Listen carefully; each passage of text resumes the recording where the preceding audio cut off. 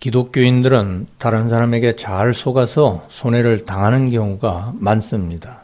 기독교인들은 저 사람은 예수님을 믿고 천국 소망을 가진 성도이니 신뢰할 수 있는 사람이라 생각해서 자금을 투자한다거나 거래를 튼 다음에 뒤통수를 맞고 공경에 처하기도 합니다.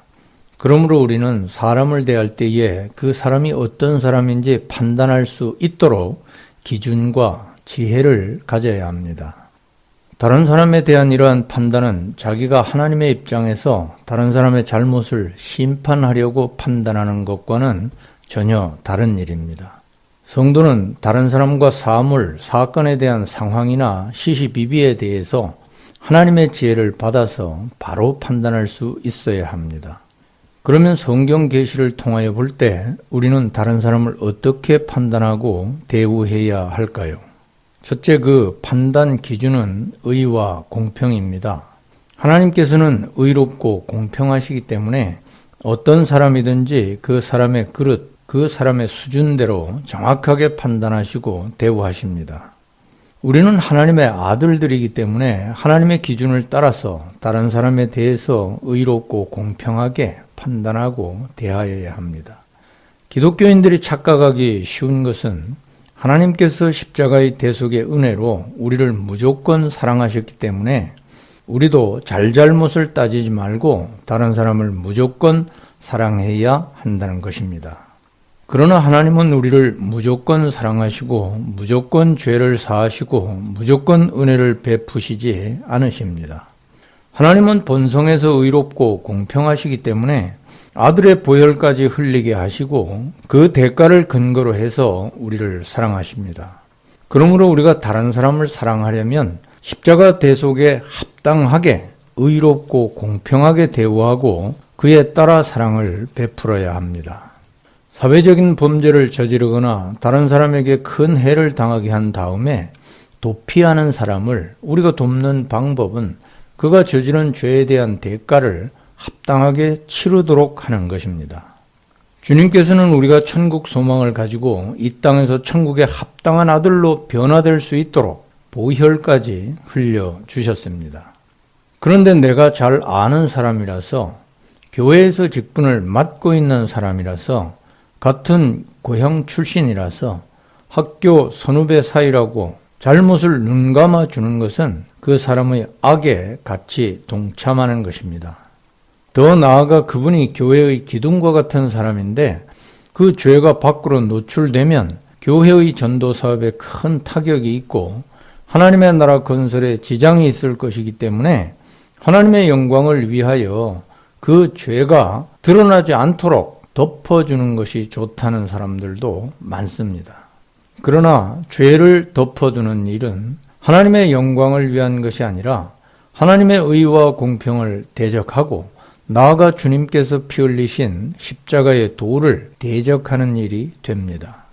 그렇게 되면 하나님의 나라를 건설하고 구원을 이루기는커녕 오히려 그들이 주님의 심판대에서 받을 무서운 심판거리만 마련할 뿐입니다. 십자가의 도는 사람이 회개하고 의와 공평함으로 돌아오도록 하는 도이지 죄와 불의를 그냥 눈 감아주는 도가 아닙니다. 사랑에는 반드시 의가 있어야 하기 때문에 회개 없는 죄인을 의인처럼 대하는 우를 범해서는 안 됩니다. 죄인을 사랑하는 방도는 십자가의 대속의 은혜 안으로 회개하고 돌이키도록 기회를 주는 것입니다. 만일 그가 돌이켜 자기의 범한 죄를 회개하면 그 죄의 결과에 대한 대가를 그가 확실하게 치르도록 해야 합니다. 둘째, 판단의 근거는 그 사람의 행위입니다. 마태복음 18장 15절부터 17절에 네 형제가 죄를 범하거든 가서 너와 그 사람과만 상대하여 권고하라. 만일 들으면 네가 네 형제를 얻은 것이요. 만일 듣지 않거든 한두 사람을 데리고 가서 두세 증인의 입으로 말마다 확증하게 하라. 만일 그들의 말도 듣지 않거든 교회의 말하고 교회의 말도 듣지 않거든 이방인과 세리와 같이 여기라. 우리 주님께서는 성도 중에 죄를 범하는 자에 대해서 그의 신분에 대해서는 관계하지 말고 행위대로 판단하고 대우하라 하셨습니다. 먼저 둘이 대화해서 권하고 듣지 않으면 두세 증인이 참석해서 권하고 그래도 듣지 않으면 교회에서 권하도록 하고 교회의 말도 듣지 않으면 이방인과 세리와 같이 여기라 하셨습니다. 그 사람이 하나님을 경외하는 천국 백성인지 직분을 맡아서 충성했던 사람인지 그런 것을 생각하지 말라는 말씀입니다. 그래도 그 사람은 틀림없이 예수님을 믿는 사람인데 그런 생각을 아예 하지 말라는 것입니다. 이 말씀에서 요점은 그 사람의 신분이 아니라 행위에 있습니다. 우리는 어떤 사람이 주님을 따르면 그 행함을 보고 하나님의 아들로 대우하면 되고 동일한 그 사람이 마귀를 따라서 불신앙으로 행하면 그를 마귀 자식으로 대우하면 됩니다. 성도의 신분에는 변화가 없으나 그 행함에서 성령을 따르느냐 악령을 따르느냐 이 문제가 현실의 삶에서 나타나는 것입니다. 성도에게는 죄가 있기 때문에 성령을 따라 행하다가도 순간적으로 미혹을 받아 악령을 따라 행할 수도 있습니다. 그러므로 경건한 성도라고 해도 어느 순간에 그릇된 생각이나 말, 행위를 할 수 있는데 그릇된 행위를 할 때마다 그의 마음에 숨어있는 악한 마귀 자식이 자라갑니다.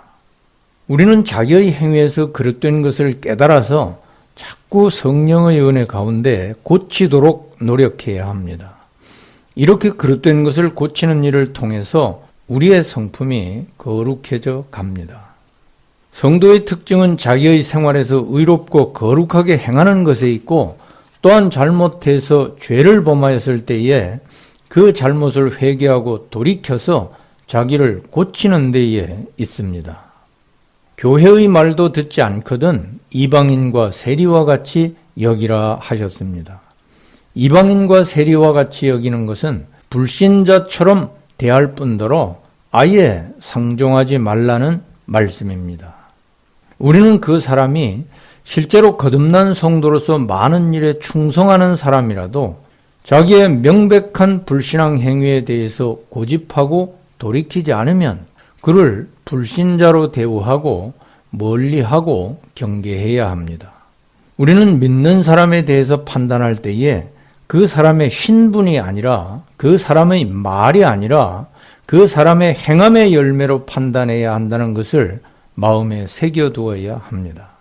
성도에게는 잘못한 죄뿐만이 아니라 일상생활에서 모든 행위가 중요합니다. 그 사람이 말한 것이 진실한가? 사실을 말했는가? 약속한 것이 그대로 지켜졌나? 그가 어떻게 살고 있는가? 두려움과 경건함으로 자기의 구원을 이루려고 하는가? 아니면 세상의 안락함과 돈에 물들어서 돈 하면서 살아가는가? 이것을 보고 우리는 그 사람의 상태를 파악하고 그대로 대하면 됩니다. 우리가 왜 성도가 된 신분이나 직분을 따지지 아니하고 그의 행함을 기준으로 그를 판단하고 대우해야 하겠습니까?